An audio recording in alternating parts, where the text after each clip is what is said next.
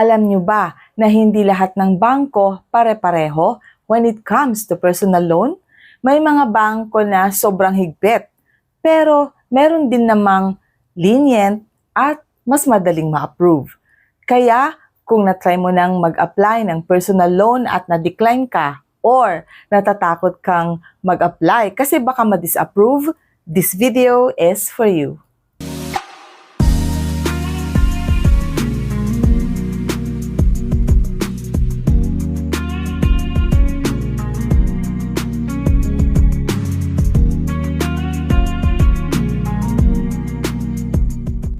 Hi everyone, Crisel Morales here. Welcome back dito sa ating YouTube channel.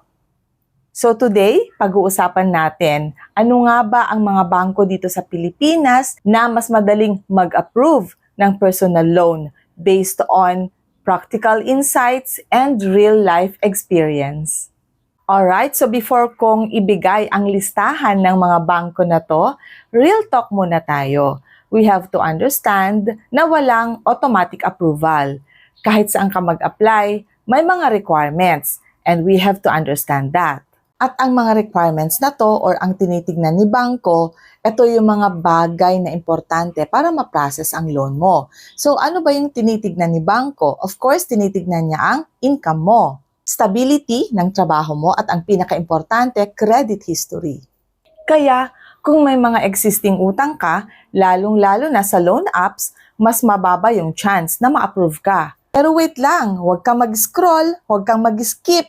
Dahil good news, may mga bangko na mas forgiving at mas beginner-friendly. Wow. Sila yung nakakaintindi ng sitwasyon ng bawat isa sa atin.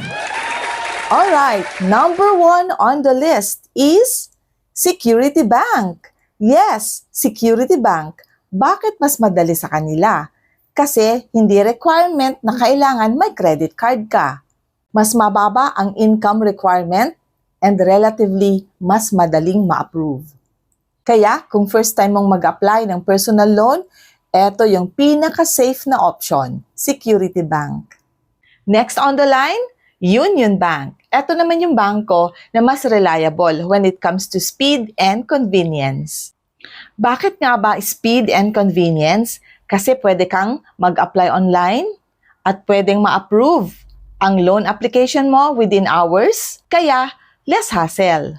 Excellent ito kapag ayaw mo ng maraming requirements or gusto mong mabilis ang process. But take note, mas maganda pa rin kapag meron kang magandang credit history. Next, Bank of the Philippine Islands. Hindi siya madali, pero kung may account ka sa kanila, biglang tataas ang chance na ma-approve ka.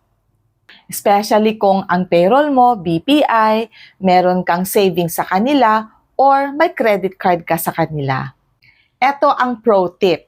Kapag si BPI mismo ang nag-offer ng loan sa'yo or personal loan sa'yo, halos sure na yan or approved na yan. And then the next one, eto siguro yung pinakamabilis sa lahat ng mga bangko na minention ko sa inyo, ang CIMB. Speed and convenience din ito kasi fully online, less strict pagdating sa requirements, and beginner-friendly. Pero eto naman ang catch, mas mataas ang interest kumpara sa mga traditional banks. And yes, mas madaling ma-approve pero kailangan responsible ka sa pag-a-apply ng loan from CIMB. Now, let us proceed to comparison.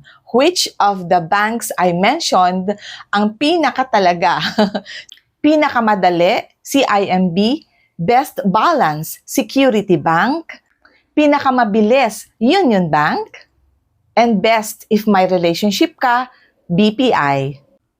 Now, eto ang pinaka-importante.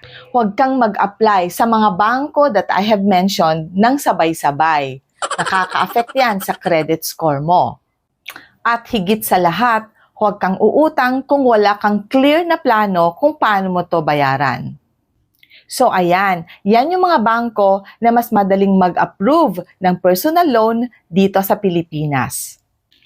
Kung gusto mo pa ng mas detailed comparison, Or kung gusto mong malaman kung saan ka mas may chance to be approved for a personal loan, comment down below your situation and I'll try to get back to you.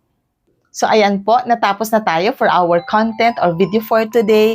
Mag-comment naman po kayo ng I like it kapag gusto nyo ang video natin or ang content natin for today.